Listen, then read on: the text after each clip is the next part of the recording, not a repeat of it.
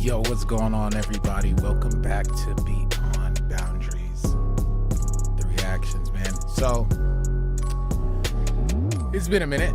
I haven't talked to y'all in a second, but I've been doing some research. Of course, I've been doing my thing, but I've been doing some research, man. And there's a topic that really kind of gets me, and that is gonna be the war on consciousness, man. I am starting to believe now that we are dealing with someone trying to take over. But what is consciousness, right? Well, I want to go down that rabbit hole with y'all real quick. We're gonna go down.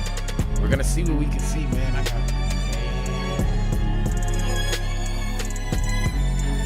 We got some big stuff coming, man. I want y'all to tell me what you think. No holds bars. I'm here. I'm here on the topic. Got me shook. So, we're about to see what we got here. So, y'all just check this out. Hello, this is Andrew Womack, and I'm going to be talking about spirit, soul, and body, which may not sound the most exciting thing to you on the surface, but to me, this is one of the most exciting things that the Lord has ever shown.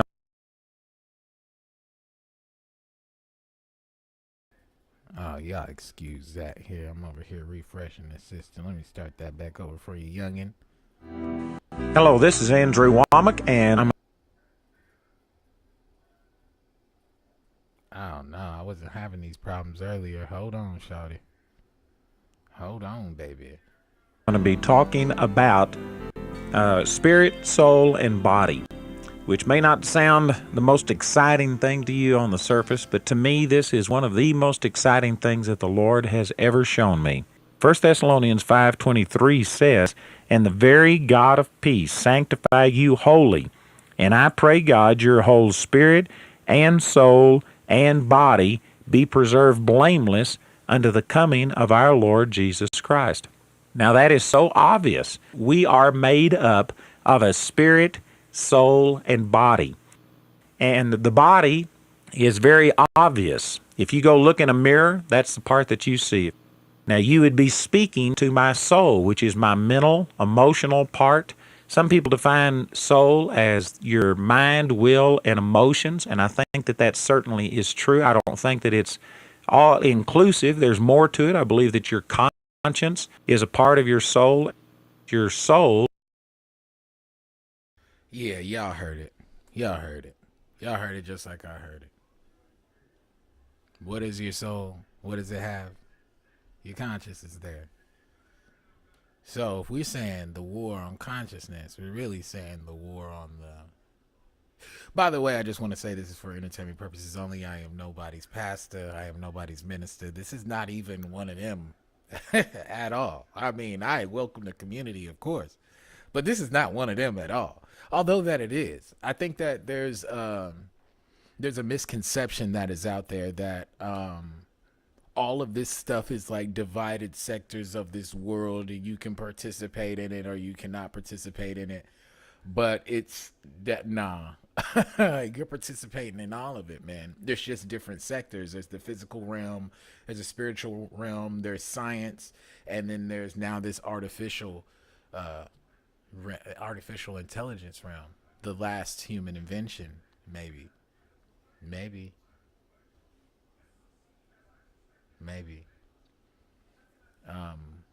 So now, I'm just breaking this down to you, giving this to you because this is where I begin. You always got to start with the fundamentals. What is consciousness? What is the soul? What does all of this have to do with all this? So let's keep going. Certainly includes your mental, emotional part. I believe it's what most people call their personality. If I was to touch your physical body, you can feel that. But I can also touch you by words, and it can touch your emotions. It can either make you glad or sad. It can make you angry. You can say words and hurt a person. So the body and the soul are two areas that every one of us are in touch with constantly, but the spirit part of us is a totally different matter. Jesus said this in John chapter 3 when he says, that which is born of the flesh is flesh, and that which is born of the Spirit is spirit. And there is no direct connection between the two. You cannot, in a physical, natural way, feel your spirit. The spirit cannot be accessed in any natural way, and herein lies one of the great problems in the Christian life. The Spirit is the part of us that God communicates with. And the Spirit is a part of us that all of the life and the power of God flows through. In James chapter 2, verse 26. Hold on, before he does that. Right. All right. So this is how I had to do it. Don't judge me. This is how I had to process it. But this is how I'm going to give it to you. So, all right. I thought I have to always break things down, like simply, So, okay. A squirrel, right? So a squirrel is on the outside, we see a squirrel. On the inside of the squirrel is the squirrel's need to go get something to eat, to mate, to build a home, get water. This squirrel, that's what it thinks about. Its level of consciousness is feeding itself and making sure that it stays alive. Now we have the spirit of the squirrel. The spirit of the squirrel is what, all right, so I don't know if anybody watches Marvel. Squirrel Girl, she has a spirit of a squirrel. Why? She'll climb trees. She'll do everything that is like a squirrel. So in other words, so if there's going to be a spirit of Kadesh, right? Only I can perfectly execute the spirit of Kadesh. Only I can. Why? Because I'm the only one. But anybody else can imitate that. They can never replicate that, but they can imitate that. So if you say somebody has a spirit of a liar, what you're saying is like, hey, you're replicating a liar. You know what I'm saying? You're acting and moving as a liar does. Now, whether or not they're conscious of it, now that's a totally different question. But that's how I kind of came up with what that is, for me. So, in other words, here's the squirrel. I don't know if y'all can see my mouse. You can't. Well, the guy in the body form right there in the green shirt, that would be your just squirrel that we see. Inside of that squirrel, which is this gray area, is the squirrel's will to survive. If the squirrel gets upset, its emotions, and in the squirrel's mind, what it thinks about, probably gathering some food. I know y'all thought I was going to say something else, but food. Okay. Gathering food. And on this side over here, the blue side is, kind of the instructions on how to be a squirrel is being given to the squirrel. Like the instructions on how to be you is all about you. It's coming from somewhere. You think you're waking up and you're making some of this stuff? No. You didn't just wake up and just want to be a painter, okay? I know some things influenced you, but then we're going to talk about here in a little bit about some of those influences and where I'm really getting at on this war of consciousness. We first had to come here and kind of check this out. Now that we got that point across, I want you guys to check out this. This is going to rip a hole in your brain that you cannot plug. It's going to permanently change the way that you see stuff. There's so many symbols and signs that human beings are experiencing a simulation of reality. These simulations are not just mediations of reality, and they're not even descriptive mediations of reality. They're not based in reality at all. This is your everyday life. This is your life. The shirt you're wearing right now. The room that you're sitting in. The boundary between real and something that's unreal has been permanently blurred, as in we cannot go back. We cannot return to the original.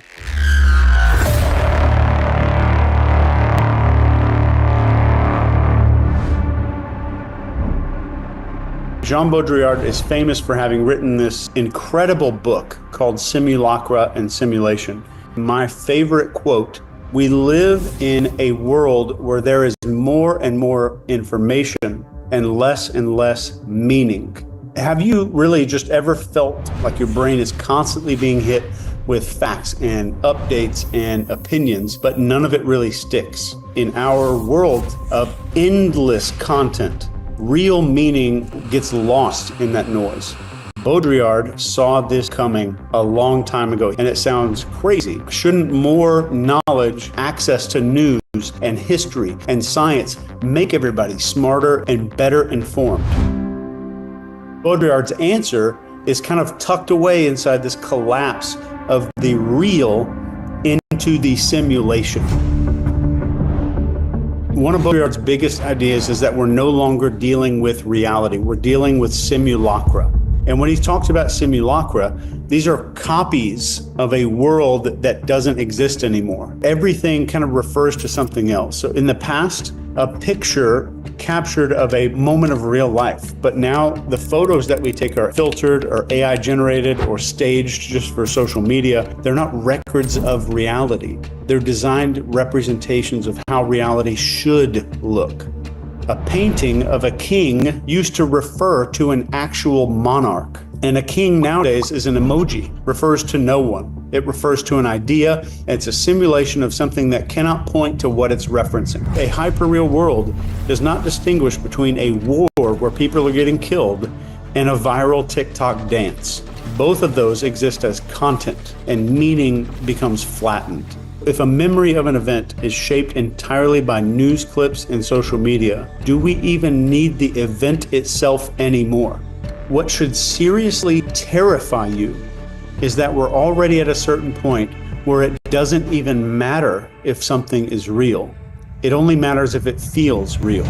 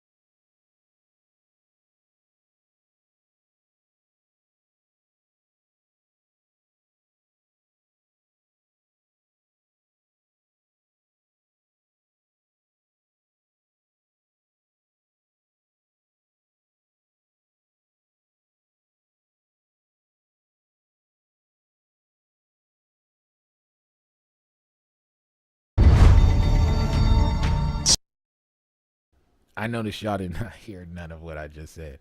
But let me go back to what I was saying. Sorry, I had some technical difficulties there.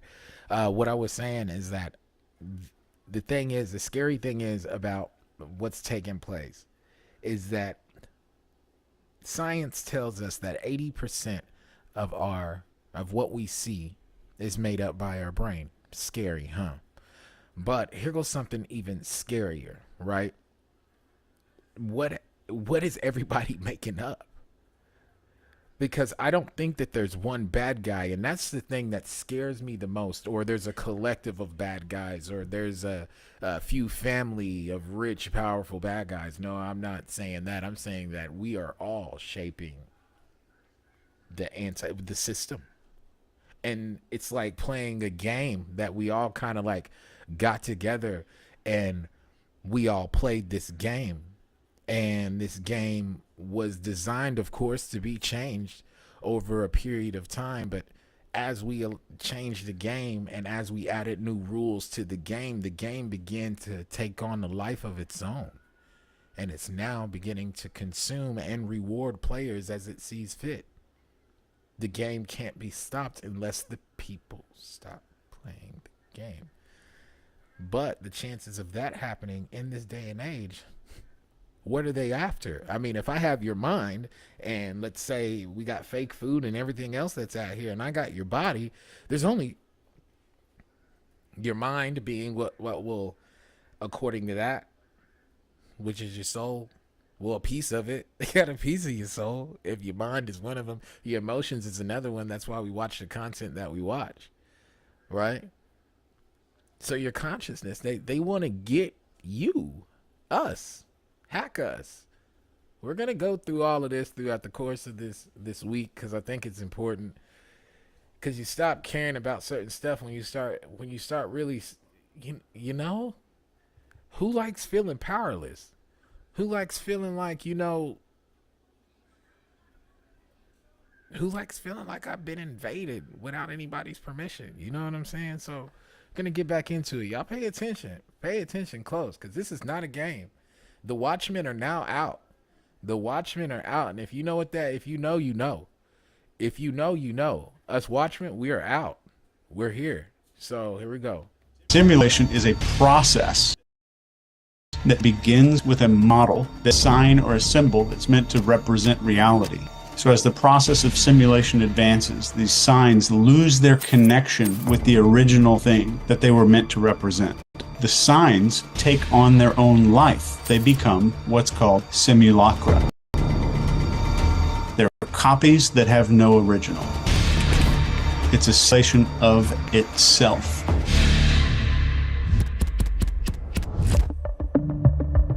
There's 4 levels of simulacra.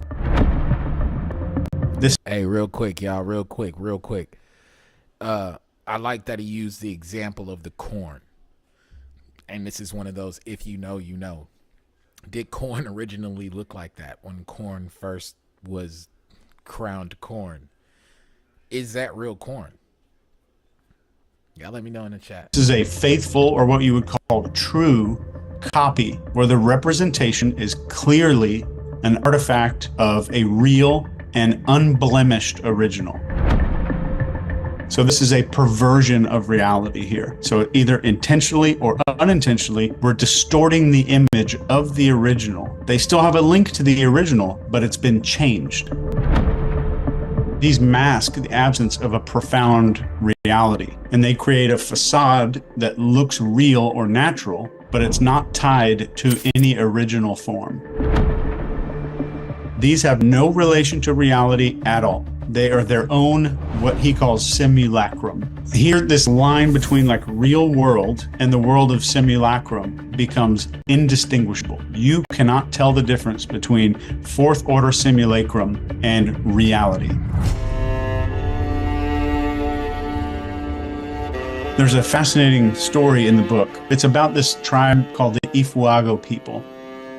When the ethnologists first set foot in this Ifuago territory, they were just captivated by their social systems and these intricate rituals. And the scientists came to document the authentic Ifuago way of life. But here's where things get really interesting. As the Ifuago people became more and more aware that they were being observed, they started to act a little different. The rituals became way more elaborate and started changing and modifying themselves, and they started wearing a lot more traditional clothing more often. So the tribespeople were now performers, acting out an idealized version of their culture to the scientists. So all of these works that they put were published around the world. So over time, the Ifuago tribe themselves started referring to these academic texts to understand their own traditions. Whoa. Translation. Let's do this. Let's do this. I'm probably gonna get in trouble for this, but we're gonna do it anyway. It's almost as if they discovered social media and started performing for social media to a point to where they forgot and they needed to be reminded who they are. It kind of sounds okay. Let me do it like this. I got to do it like this. I'm a black man, right? And I now know the world can see me as a black man. Do I now extra act like a black man? And what does that actually even mean nowadays? Well, what does that mean at all? You see what I'm saying? To a point to where I done went off of the status quo or the group thinking mentality of what a black man was for so long that I actually got to go do research about who I am ethically, culturally, scientifically. Yeah. Remember, we're still on the topic of the war on consciousness. Think about that. Consciousness is, and we're going to go there in our next video here in a second, but consciousness is the level of thinking, bruh. They were unaware of the outside world in that they were a spectacle at all. That they, sometimes, I'm going to say something cold-blooded. Sometimes it's best that you know that you're capable of doing special things, but not always knowing that you are special.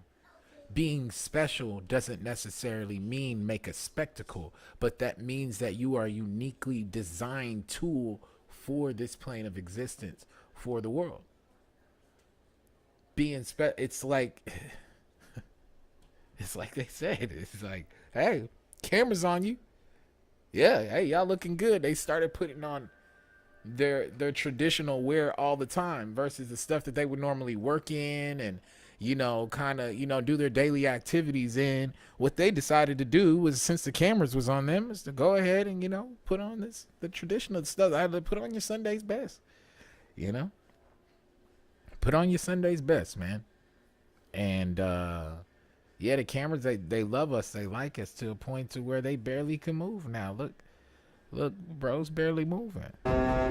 So new generations they ain't are now like they influenced by these published works, adopted as the new standard of culture.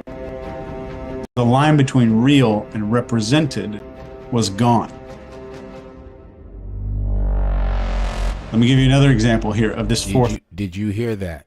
The line between real and represented is gone. Ask that to yourself when it comes down to you and who you are as an individual. This is not on me. This is not me judging you, because I got to answer this question. Well, yeah, I'm still going to answer this question on my own because the question was posed to me too, right? Are you real or the representation of who you're supposed to be right here, right now? Are you full of symbols and commercialized rhetoric, so to speak? That's what you're focused on, is what the world sees you as, instead of how you see you. So I pose this question to you also. I would say, who were you before the world told you who you were supposed to be? Let's keep it going. Order simulacra. How is Walmart a simulation? It's this giant sprawling space. It offers everything that you want: medicine, hairspray, clothing, groceries, whatever it is. It's not just a supermarket. It's what this book refers to as a hypermarket. Everything becomes a sign. Everything's a representation of something else. The produce is clean, it's uniform, it almost appears artificial. You go to a farmer's market, vegetables don't look like that. So what's natural is made into something simulated to reconstruct our expectations. But why do we have that expectation? Because we saw it in the media, which was a simulation of that thing. Let's go to Disneyland. It's not just an amusement park, it's a super intensified simulation of aspects of the world that we inhabit. In their bluntness, as an overt space of fantasy and commerce, it becomes more honest than the outside world that pretends to be real. So Disney World serves to camouflage that the rest of the world is also a stage. It's also artificial. If you ask a random person to draw a picture of a princess, what will they draw? That's our definition of real. That's in your head. You define what a princess is based on a simulation. The simulation takes over around age 2 or 3. So the hyper-real becomes more important than things that are actually real. Think of your social media profile right now. It's supposed to be a reflection of you, but how often is it a carefully curated presentation for all of us? So the you on social media, with your complexities, your flaws, they're all smoothed out. This is a representation overtaking the original. You become a simulation of yourself. Baudrillard, in this book, argues that our consumer society is a hyper-real world where the consumption of images and signs and symbols don't just mask reality, but they become it. Take the brand Nike. Just do it tagline have transcended physical products. Think about Mac. It's separated from the products to represent an idea, a lifestyle. Real quick, what he's talking about when he's saying the just do it transcends anything on the market. It's what he's saying is just do it. Just it gives you more of a directive than it does.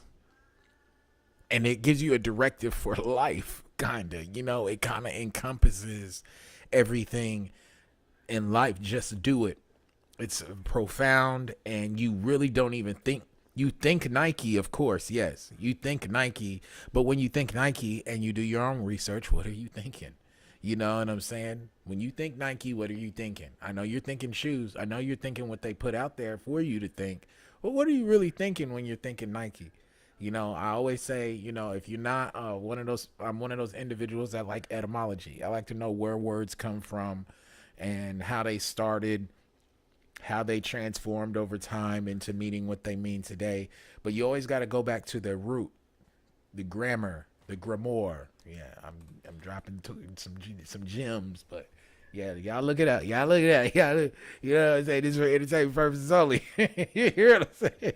So yeah, but yeah, man.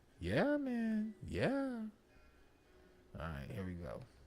Style. So the simulation, the brand image, has overtaken the reality, which is the product. Politics, the simulation of the candidate becomes more critical, more important than their abilities or their beliefs. Why do they win? Because we, all of us, prefer simulation. We want it more. It's more important to us. Just think about everything in your life. We're in a world with fake meat, fake fabrics, fake celebrities, fake personalities, fake plants, fake grass. The trouble is that our dopamine comes from these places instead of real things. We're addicted to simulations. We get addicted to simulacra. We've sold our soul to hyper-real things. It's impossible for us to think in terms outside the simulation. So can we get back to real? I'm wondering this too. Some people might say that we're past the point of going back to it. Like we're so deep in this world of fakes, even if we tried to get back to what is real, there'd be nothing left. There's another side to this, and there could be little pockets of realness out there. They might be small, they might be hidden, but they're moments or places where what you see is what you get.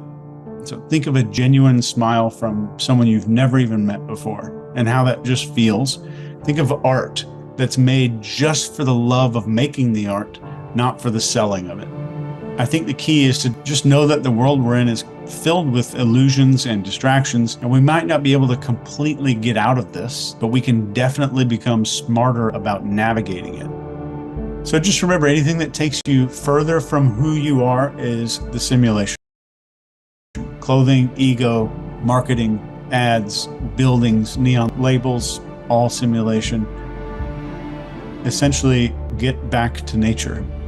We are nature. That's one of the big illusions that is simulacra of, is convincing you that you're not nature anymore, that I need to go spend time in nature. Bring back some kind of depth in your life, slow living. And remember that no matter what your opinion is of something, you're misinformed to a degree. The more certain someone is in your life, the more you should be skeptical, including yourself. Maybe the most radical thing that you can do today is slow down and unplug. So what the hell is this all about? This video is about levels of thinking. It is theoretical, which is fascinating. Yo, sorry about that. Smart for smart people. But yeah, man, hey man, we're eating it up, man. We eating it up, you dig? All the symbolism, all the stuff, man, all the stuff that we used to think that was, on the Sci-Fi Channel, all the stuff we seen on Star Trek, Star Wars, it seems like it's kind of happening, man. We're dealing with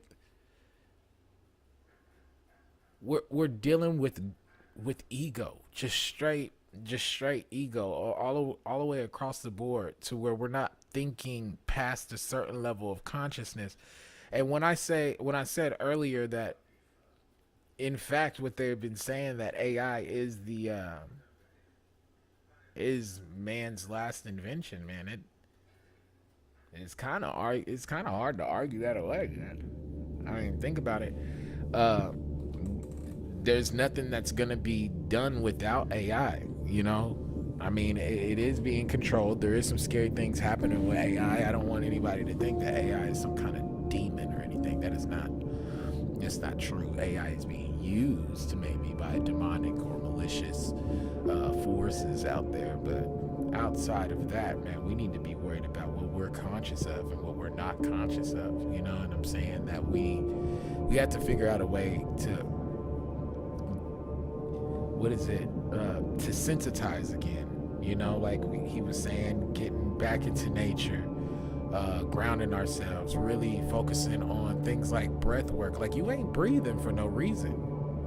You are human technology, and I don't know what that means to you, and maybe I should do a series on that, and maybe this is the beginning of that series. But yeah, man, you are an advanced piece of freaking hardware, ma'am, sir, whomever is watching. You are, and at all times somebody is trying to hack it, and that's not something that you're just going to be told every day. It's been happening since the dawn of time. I mean, you can go look at any spiritual text, you can look at science, you can see what's even happened with some of the things that's happened recently. There is a virus that had a crown on it. A virus for crown virus. Y'all know where I'm getting at, right? All right, man. So when you're saying, Kadesh, what are you talking about consciousness? I'm still not getting it. I got the body, spirit, and the soul thing. I get what this guy's talking about with symbolism and how we're all possibly fake. But when you say consciousness, like, I need you to break down what you mean. So, I'm good with using these videos and allowing it to break down what I mean, because I be getting frustrated with y'all. No, I don't. Here you go. And it also has colorful jokes. I use this diagram a lot in my videos because it helps explain some of the wild things that people say and do. It's based on the work of several researchers. I'm trying to make it easier to read for a wider audience. This is my interpretation of a model of conscious study. It includes quadrants, levels, lines, states, and types. Today, and you can just go, sorry, I'm totally in America right now. It's like a tiny little embassy. Atlas has the best VPN deal on the market with the Black Friday price Commercials in here. Description below. Limited time that we stay in these lower levels of thinking.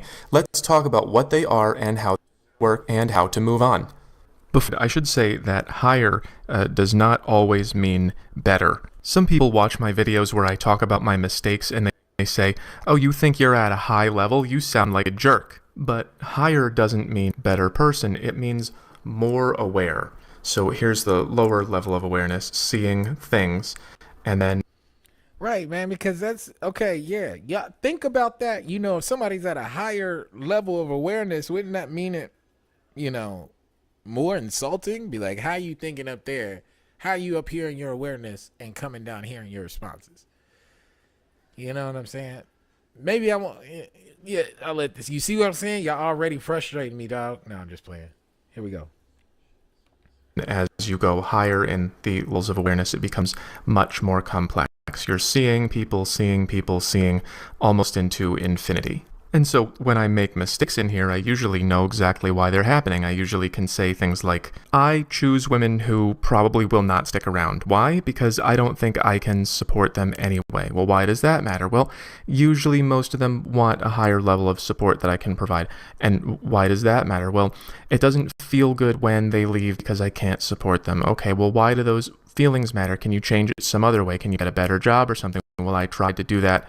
I'm doing the best that I can. Is there some way that you can change the way you try to get money? Well, I've already done everything I can here, and this kind of gets fuzzy. So why am I spending time with the wrong woman comes back to this experience that I've had over and over and over, haven't been able to fix.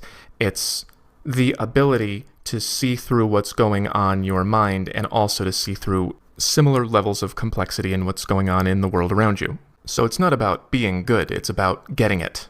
Moving up in the levels does not always make you more effective. In fact, this level is famous for making people into hippies. This is the point in development where you begin to understand that everyone has their own way of seeing things. And so who's to say what we should and should not do? This is an illustration of an interaction from each level. This girl is getting validation from a guy that she's not interested in. So she knows how to get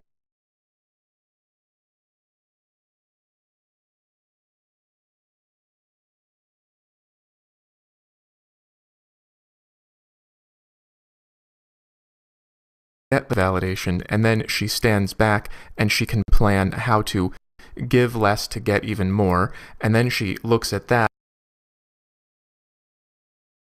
and asks, well, is that the right thing to do? Not really. But am I going to do it anyway in this circumstance because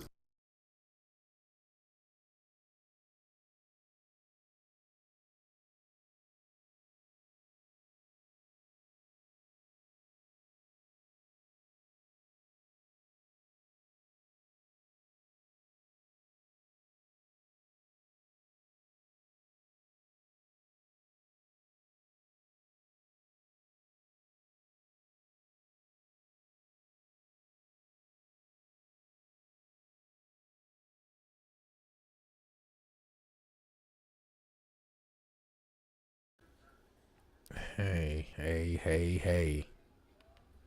Hey, hey. Sorry, guys. Having some technical difficulties here. And this happens sometimes, so. I think it would be better overall? So that's in order. Wanting something, knowing how to get it from someone, knowing how to control the interaction, knowing whether that's right or wrong according to the rules that you live by, and then be author of your own sense of right and wrong. And then we take another step back to this hippie level. It's like, well, who is anyone to judge my choices? My choices are right and wrong. It's just what works for me. That's why they call that level the individualist. Different people go through the levels differently. And when I went through this one, it really stressed me out. I felt like I couldn't get my feet on the ground. I saw so many different ways of seeing the world, so many different philosophies, so many different life choices, and I didn't know how to pick one. And if I can't pick one, then I can't get anywhere. So I would say, I don't know what to do. And people would say, just pick something. And I would say, how do I know what to pick? And they would go, pick something you like. And I would go, how do I know what I like? So I really like to plan things out. I like certainty. But at this level, you realize that you're never going to know what happens until you try it. So it goes what I see, what you see, what works for me, what works for us. And then, hey, look, those people have a different thing that works for them. That's level 5 when you can say, okay, I'm looking at reality. In this case, this would be your mind, your brain, your culture. It includes quadrants, levels, lines, states, and types. Today, I would be more like you if I lived your life. Down here, and nearly everybody gets up to at least this stage by adulthood. There are many factors that determine how you will develop and when, including your surroundings, your choices, your culture, and the brain you were born with. These are the quadrants. They are different ways of looking at reality. In this case, this would be your mind, your brain, your culture, and your society. Sorry, guys. I had to go ahead and restart that real quick because I need you to get all of this work right here. This guy really breaks it down. I'm gonna start it back over about right here. I apologize for that, y'all. Here we go. Y'all need to know what a consciousness is and what level of consciousness you're at. It's very important so you can transcend past that to get to where you're trying to get to, and making sure that nobody can control you. We're gonna get there. Interpretation of a model of consciousness that I studied. It includes quadrants, levels, lines, states, and types. Today I'm talking about levels.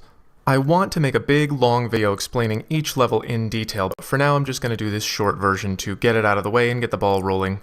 But before we get started, here are some misspelled vegetables because I'm told that it helps if I'm cute. Here's a cactus. So these levels are stages of psychological development. They have been studied by numerous researchers. Some of the most famous models come from Jean Piaget, here's a snapshot of his work, and Abraham Maslow, who had the hierarchy of needs.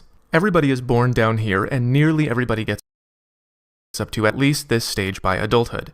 There are many factors that determine how you will develop and when, including your surroundings, your choices, you were born with. These are the quadrants. They are different ways of looking at reality. In this case, this would be your mind, your brain, your culture, and your society. They all happen at the same time because the mind is the brain and culture is a lot of minds and society is what those minds do.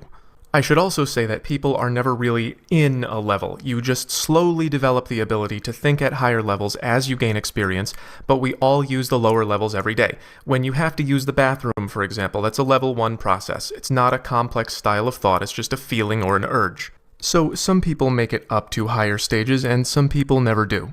Most people on Earth spend most of their time in these 4 stages, and this one is only very common in modernized places.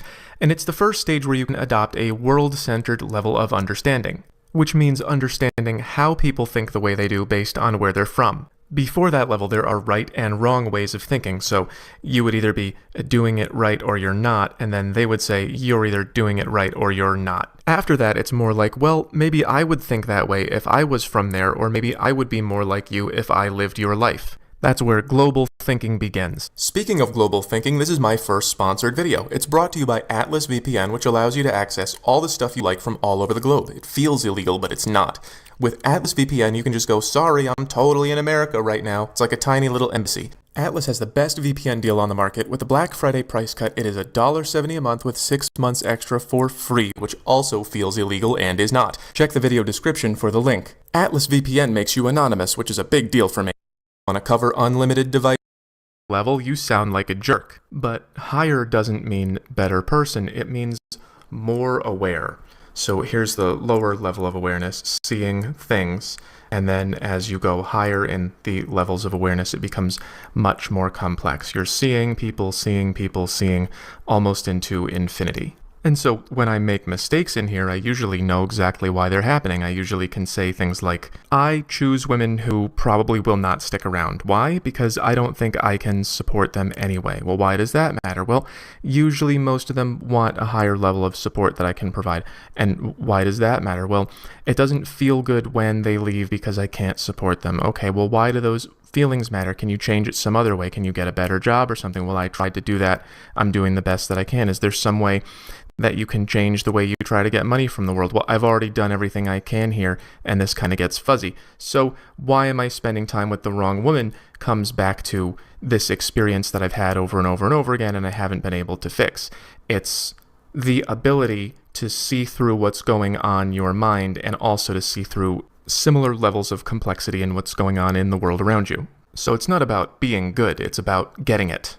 Moving up in the levels does not always make you more effective. In fact, this level is famous for making people into hippies. This is the point in development where you begin to understand that everyone has their own way of seeing things. And so who's to say what we should and should not do? This is an illustration of an interaction from each level. This girl is getting validation from a guy that she's not interested in. So she knows how to get the validation back, and she can plan how to give less to get even more, and then she looks at that and asks, well, is that the right thing to do? Not really, but am I going to do it anyway in this circumstance because I think it would be better overall? So that's in order. Wanting something, knowing how to get it from someone, knowing how to control the interaction, knowing whether that's right or wrong according to the rules that you live by, and then becoming the author of your own sense of right and wrong. And then when you take another step back to this hippie level, it's like, well, who is anyone to judge my choice? choices. My choices.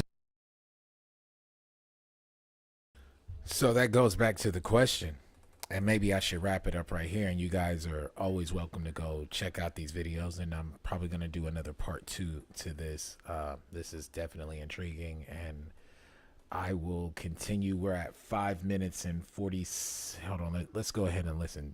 Are right for me, and so there isn't really such a thing as right and wrong. It's just what works for me. That's why they call that level the individualist. Different people go through the levels differently, and when I went through this one, it really stressed me out. I felt like I couldn't get my feet on the ground. I saw so many different ways of seeing the world, so many different philosophies, so many different life choices, and I didn't know how to pick one. And if I can't pick one, then I can't get anywhere. So I would say, I don't know what to do. And people would say, just pick something. And I would say, how do I know what to pick? And they would go, pick something you like. And I would go, how do I know what I like? So I really like to plan things out. I like certainty. But at this level, you realize that you're never going to know what happens until you try it.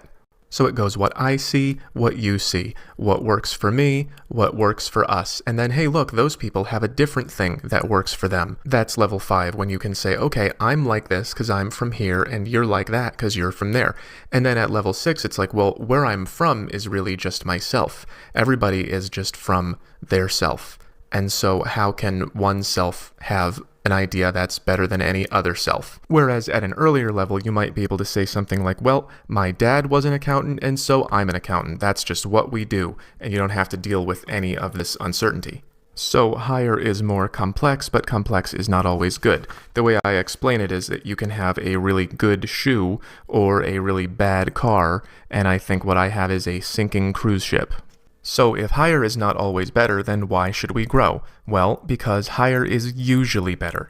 If everyone was at these lower levels, we would not be able to have grocery stores and electricity. We have a complex world, and it requires complex thinking. And some problems cannot be solved at the level they came from. Everybody watching this is going to have a different fingerprint of development. That means that your different lines or capacities, or the ways that you use your intelligence, are all going to be developed to different levels. It's possible to be very lopsided. For example, you could have your cognitive line all the way up at 9, but your moral line all the way down at 3. You could also be higher up than another person overall, but they're still way better than you at a particular thing. For example, this could be somebody who really understands history and politics to a high degree but has low empathy, and this would be someone who kind of gets it but is great with people. So as I go through them one by one, try to remember where you went through them and what that felt like and where you think you are now. Okay, level 1. I call this survive because it's just basic moment to moment. What do I need? Do I need food? Do I need sleep? It's just my own feelings, and there's no such thing as someone else's mind. If we were living in this level, we would be in small survival bands, and we would not be thinking much about each other's thoughts. We would be doing what we must in order to survive. Level 2 I called connect, because now you can think about what is in someone else's mind. What does this person want or need? Primitive people at this level will sometimes do rain dances or throw virgins in a volcano. I'm not sure if that's real, but it's the kind of thing you would expect to see, because at level 2 you're realizing, okay, I have a mind and I need things, and other people have minds and they need things, so maybe it's not raining because we haven't pleased someone in the sky. Maybe the volcano is angry because it wants something, and what do I want? Virgins. So level 2 is all about what I do affects what other people think about me and what they do for me. Basically, like this. If we were living at level 2, we would be in groups, and we would be focused on safety and security and maintaining traditional habits and dependable practices just day to day. Level 3 I called control. This level is still very popular in modern society. So at level 1, I have a mind with feelings and needs, and at level 2, I know that other people have minds with feelings and needs, and sometimes maybe I think a volcano does too.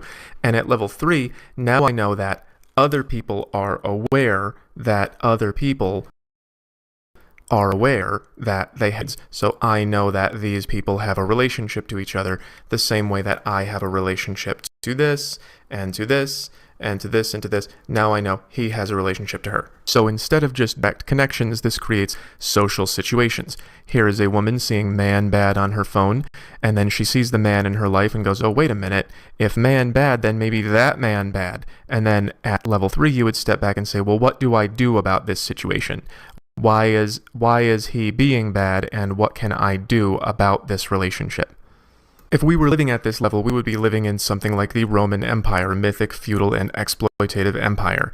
You see this level a lot in things like the mafia and in sports teams, firemen, police, military. So even though these levels 2 and 3 involve thinking about thinking, it's mostly just for the purpose of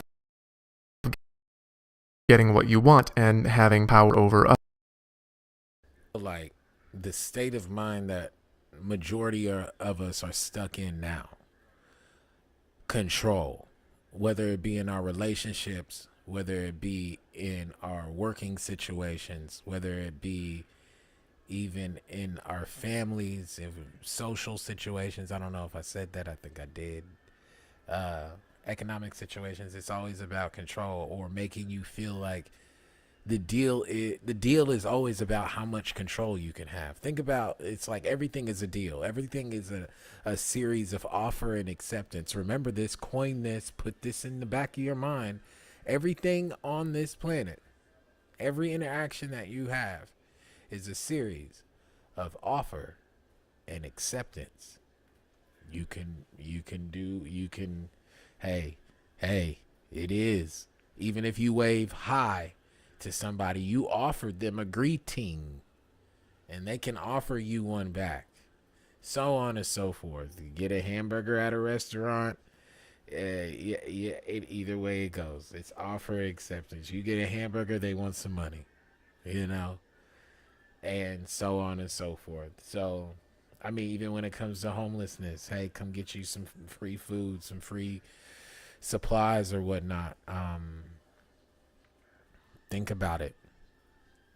The offer is for you to come get some stuff, and you can accept it or you can't accept it. And then there's a such thing as conditional acceptance. I'll accept this on these conditions, and that's something that I believe that we've gotten away from. We stopped looking at conditions like we're supposed to.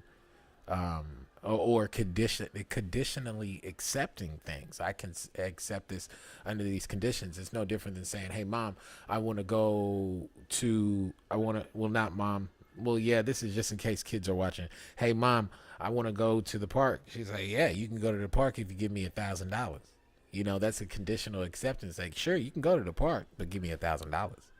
And you could say yes or no to that offer. So she gave you a counter offer. You know what I'm saying? And so what we need to be looking at right here is what are we doing? What are we accepting as offers? And are most of these offers derived off of someone's insight of me wanting to, or us wanting to control something? And are they playing on what we want to control? And we all know, as we look, that all of this stuff is, we can't take it with us. That's how we know that this is maybe simulation is the wrong word, but this experience is not something that we take with us to another realm once we leave. But to utilize what you get in this realm as a bargaining chip, now that's interesting. And how far are you willing to go to get what you want, and having me abandon just these 4 levels of consciousness right here? Imagine having those stripped away from you, having the decision of what to eat stripped away from you, having the decision of the relationships that you get into stripped away from you, the decision of how you handle said relationships ripped away from you, all because of someone else's desire to control your consciousness. And if we're right about what consciousness is, and consciousness is either housed and or is the soul, we're in trouble already out the rip. That doesn't sound like something I've ever heard in Congress or anything like that, but it's out there in literature and things like that. But it's so subliminal and hidden that, it's like it's being told to you. It's being told to me too. And trust me, there's some stuff I'm going to show you that's scary that I have found on my very own phone in apps where they do talk about a lot of, anyway. Remember, the virus had a crown on it.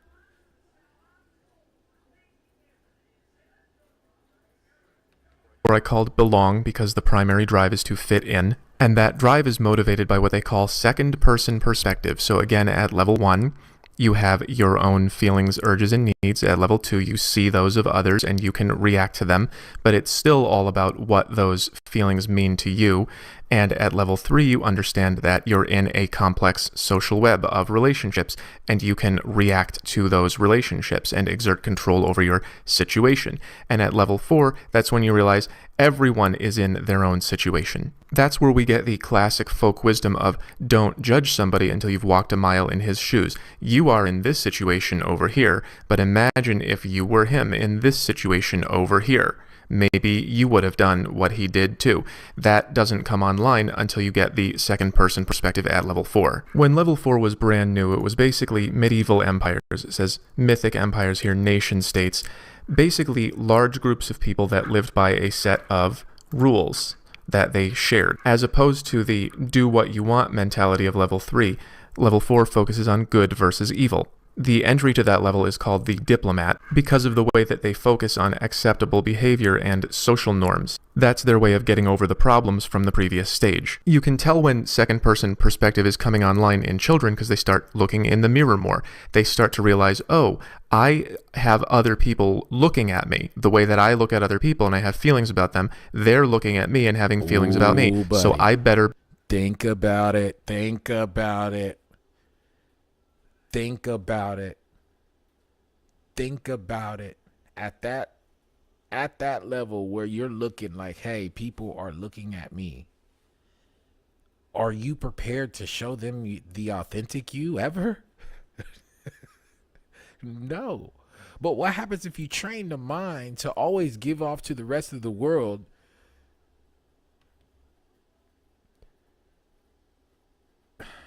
what if you train the mind to give off to the rest of the world that this is what not only what you think about you when you see you, but this is how they should think about you when they see you. And both presentations are artificial. They're facetious. Yeah, you follow? What happens if you, at this level where normally a kid is looking at the mirror and looking at themselves and saying, I'm probably not doing this right. I'm probably hurting somebody. They're watching me. I'm watching them. It's like back in the day when you let's talk about the Marty McFly times. You know what I'm saying? Back to the Future type setting, but let's say 1990s, 80s. Let's say in that realm, right? Like when you looked into the mirror, you really had to do some self-reflecting. Now when you look at yourself, it's via through a phone and then through the filters that you put on there and how you made yourself feel and then portrayed it to people where before you could just be in the mirror and try to get yourself together and have a real internal conversation. Now you're having conversations with not only the people in your social media, but you're also having those same conversations with Make Me Feel Good AI. Now, this process right here, if you can stop everybody thinking at this process, they just go back down to where they want control and they're opportunistic all over again. And then you have this cycle of people just going through conscious levels between 1 and 5 and just kind of stopping there. And when they stop there, now you can see, I'm just saying this, of course, again, I am nobody's psychologist. I am nobody's guru. I am nobody's minister. I'm nobody's pastor. I'm just a person that's here just asking a question, asking very thought-provoking questions at that. Why is it that from what I'm seeing and what I'm gathering from society, everybody stopped at a level 5? Not everybody, don't say that. Let me correct myself. There is a large portion of individuals that stop at a level 5 consciousness, and then that's just what it is. And now at that level 5 consciousness, what's happened now in today's time because of technology, because of social rhetoric and fake news and so on and so forth, what has happened now is that when we look inside of our mirrors, which are no longer mirrors, when we look inside our mirrors, we're training our mind to go in the opposite way in consciousness. Is that a thing? Am I on to something? Or is this just me just saying some shit? Because I don't think that I'm just saying some shit. Because if I was a bad guy and I could get people to stop thinking at let's say at a level 5, consciousness level, then, well, shoot, I could destroy their families. I can control their spending habits. I can control the entire political plane. I could then control where they eat and how they make money. I can control their money. I can control their travel. I can control, well, pretty much everything. Because they only think that when they see themselves, they only need to show what is socially acceptable and what people will give them likes about, what allow them to have dopamine. See, now what dopamine is, some people don't know what dopamine is. So I'll give you an example. Once upon a time, I had a next door neighbor, and I seen the next door neighbor grab a knife, and I seen him grab his dog and this knife. And that right there was dopamine. That need for you to have that question answered just now as I was telling that story. And you're like, okay, and what did the neighbor do? And that was dopamine. Imagine you posting a picture of yourself when you should be ashamed of yourself and really doing some self-reflection. You take a picture of yourself to make yourself feel better. You put on some kind of caption. You have AI help you with that said caption. When you put that said caption with that picture, you put a filter. You make yourself feel good. Now you're sitting back waiting, just like you waited for me to talk about what happened with the neighbor and the dog and the knife. You're sitting there waiting. That's dopamine. You're waiting to see who is going to respond to your positive affirmations that you sent out this morning. You're looking at who's going to like that picture or love it, and you want to know what internally you actually have a scoreboard.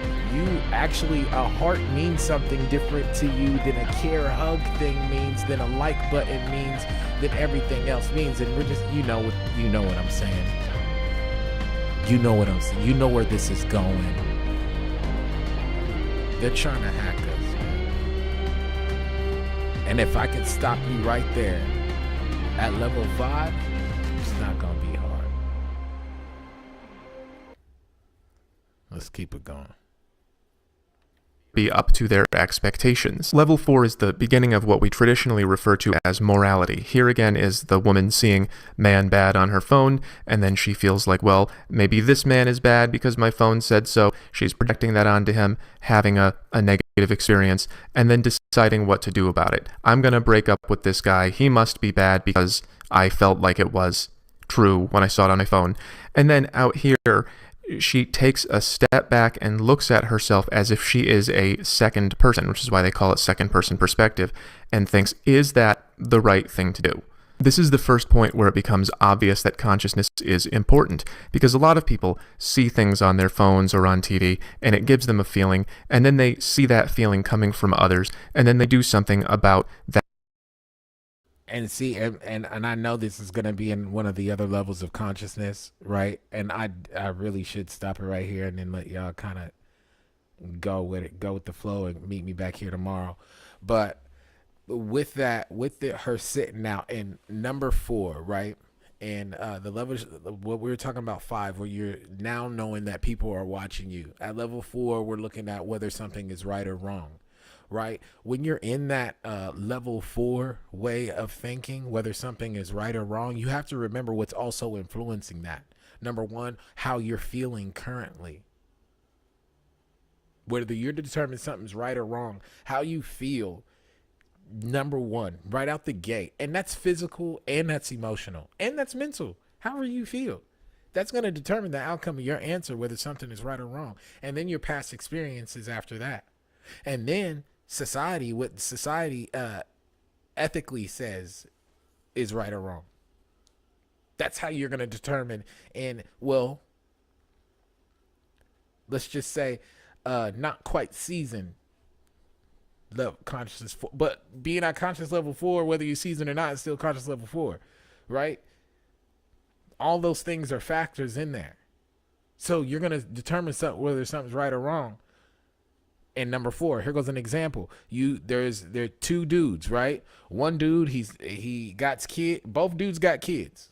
One dude believes that, hey, going to get a 9 to 5, no matter what that 9 to 5 is going to be the way that he takes care of his family. The other guy, he thinks that, oh shoot, he sees a guy right there with $20,000 drunk hanging out of his pocket, and he probably ain't, and he can get away with the money, he can get away with it. And level 4 of consciousness, whether that's right or wrong, is where you're going to be able to determine right in there, right or wrong. Right there, that's an example of how level 4 would come into play for you right there. Who's real? Who's the realist? Who's really the man in that situation? Both are doing whatever is necessary. Does that make that person a man? So let's keep. I'm gonna try to keep it going because it's some good stuff, and we ain't even close to being done. But I got something I need to do, so we're gonna give it just a few more minutes. That relationship. So they might begin treating somebody poorly because they saw something on their phone that made them feel like, well, if that's happening here, it must be happening here too. And it's not until you slow down enough to get to level 4 that you can take a step back and ask yourself, is this a valuable process? The way that level 4 typically functions is through conformity and agreement. I believe this is the wrong way to behave. I believe this is the wrong way to behave. Agreeing on what's right and wrong and creating a set of rules and following them can solve some of these earlier problems, but also there are an infinite number of ways to decide what is right and wrong. You can have this set of rules over here or this set of rules over here, and that's where level 5 comes in.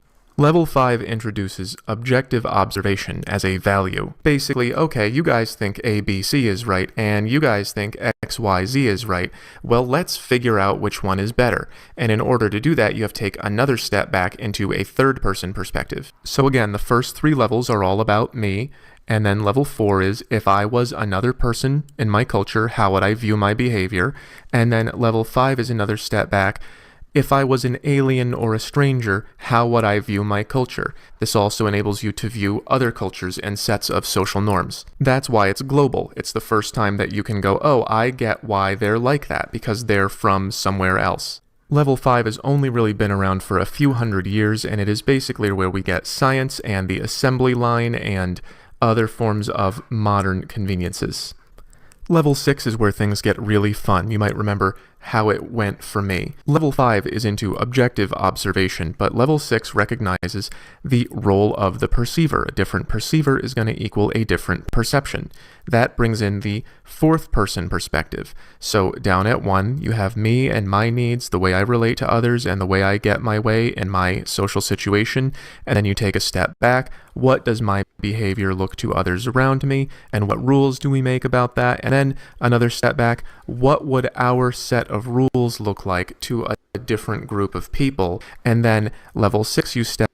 Now listen right here. This is what I'm talking about. If we stopped at level 5, where only what you seen, only how you perceived it based on the data that you have. Even if you see you as a stranger, you only are using your perception. If you can get a society to stop at a conscious level 5, where they only think about their perception, you would probably, hey, listen, and I love this country, all right? Don't get it twisted. But you would call that place America. You would call that place America, straight up. You would call that place America. If you can get them to stop thinking at a level 5 conscious level. Let's listen to what level 6 says.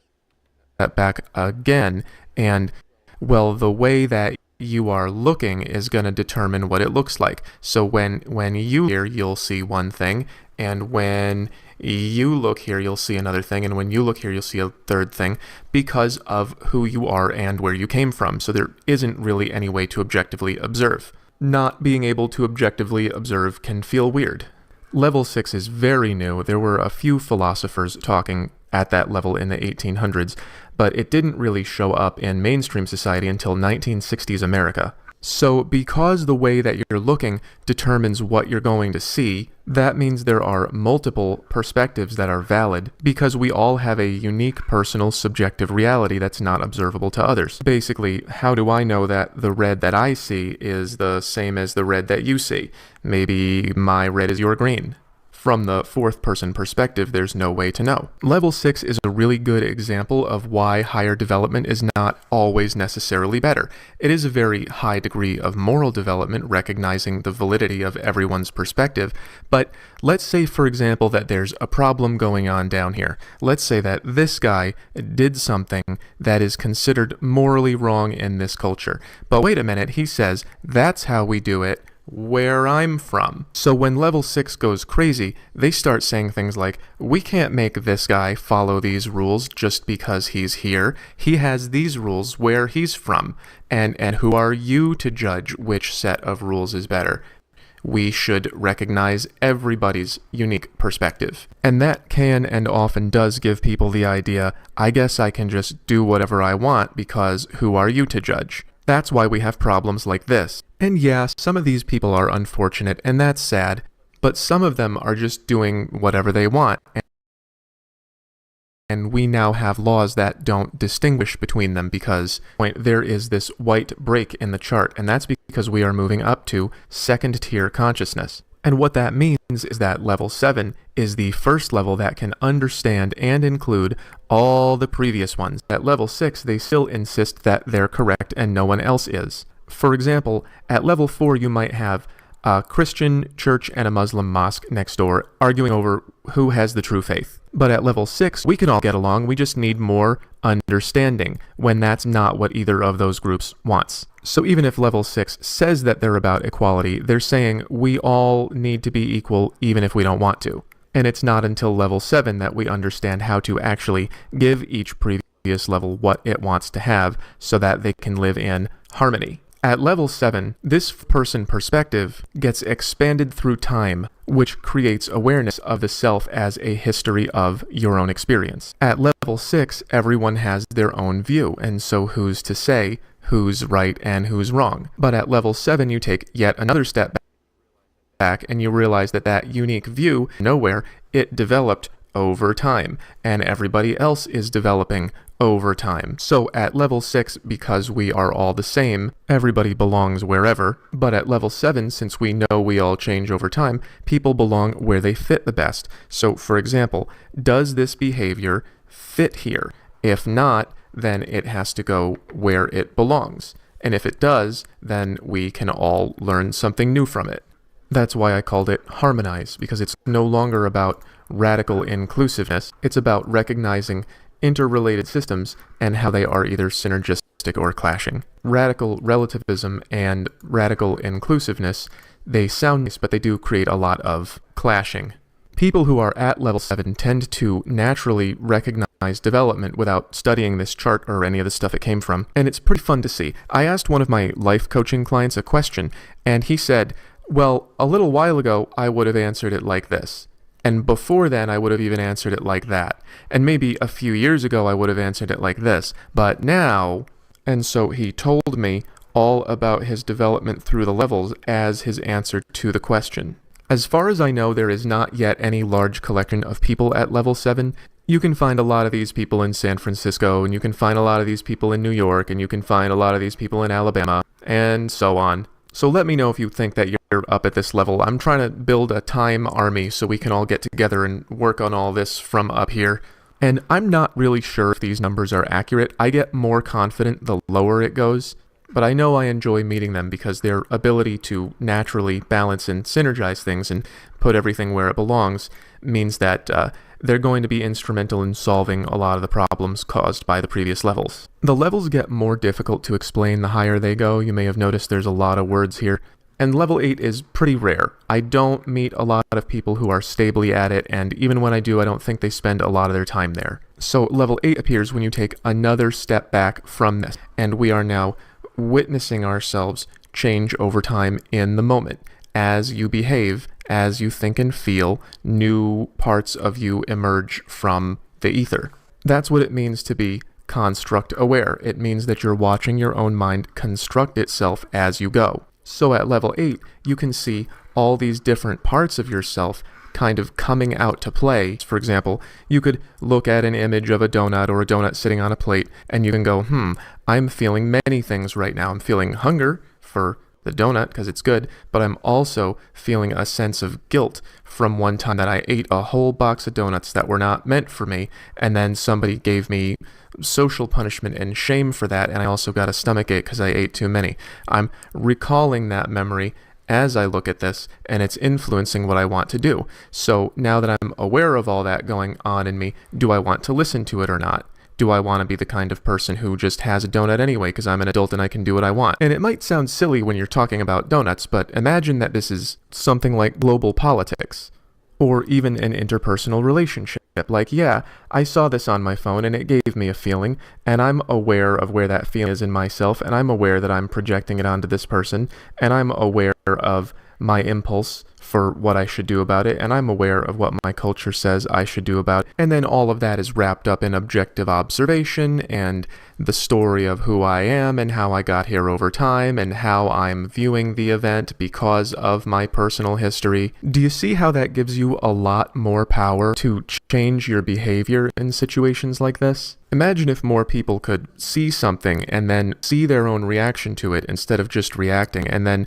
know where that reaction comes from in terms of their history and their culture. Think how much more power that would give us not to just react in the moment. That's why you should be thinking about thinking. Anyway, level 9 is very hard to describe. I do think that I spend some time up at this level, and the way that it feels to me is like all I'm doing ever is watching and wishing, and that's all I've ever been doing. At these first 3 levels, you are the main character, and at level 4, you understand everyone is their own main character. And then you understand that everyone's watching a different show, because everyone is a different show, and that show is constantly evolving and changing over time. And at level 8, you're just watching the show happen. You're not even identified with being the show anymore. You're just watching yourself be.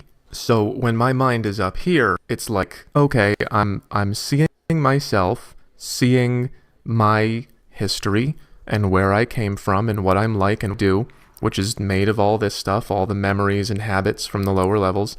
I'm watching myself, observing my emergence over time, interacting with the present moment. I know where I'm from and what that has made me like, and I know what's happening now, and I'm watching them come together, and I'm looking at myself, looking at that. And so how you do the looking is what's important at this level. It's like, what are you looking at? I think you need to be looking at this part right now. I think you need to be looking at this function in your life. Maybe you're looking from here when you should be looking from here. So it's like what I'm watching is watching itself. And again, here you would be watching your personal needs, and here you would be watching the reactions of others, and here you would be watching your situation that you're in, and here you would be watching what others expect from you, and here you would be watching observable reality, and here you'd be watching where you're from to know how you interpret things, and here you'd be watching what are all your habits and pieces of you put together, and how are they interpreting your reality, and here you'd be watching those habits and pieces coming together in the moment and sometimes being surprised by what they do. And then here I feel a responsibility for knowing where to watch those things, if that makes any sense. So yeah, that's this chart and how it works, the levels part of it anyway. The rest of it I'll get into another time. Yo.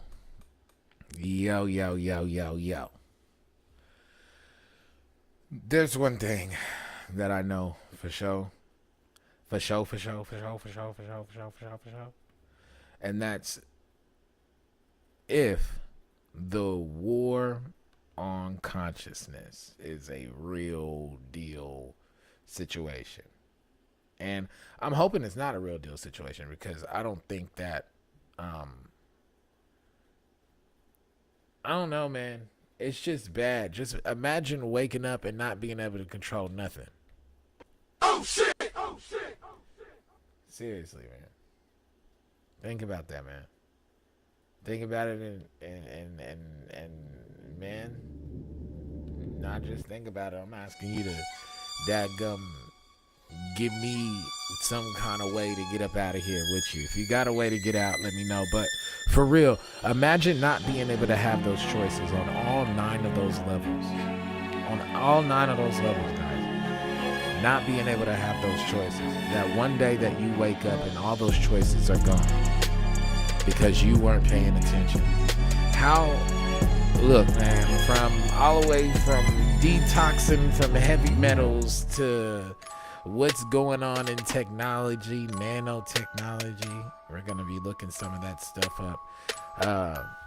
I'm interested, man. I'm interested in human technology. There's something more to us than meets the eye, man. There's more to us than meets the eye. And I think it's about time that we find out what that is.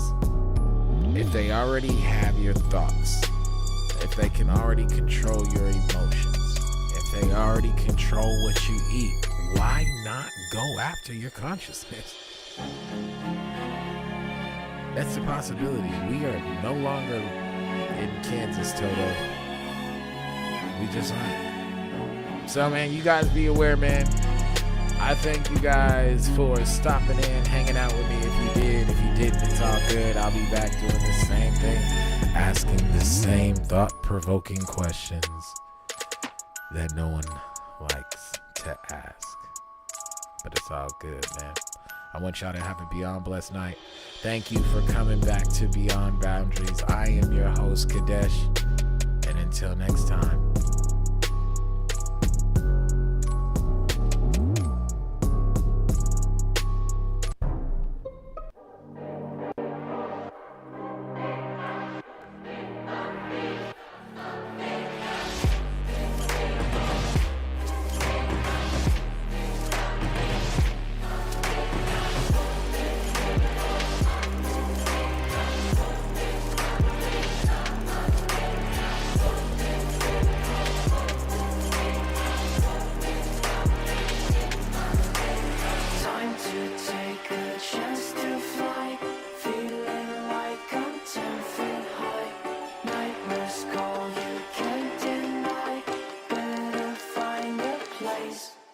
To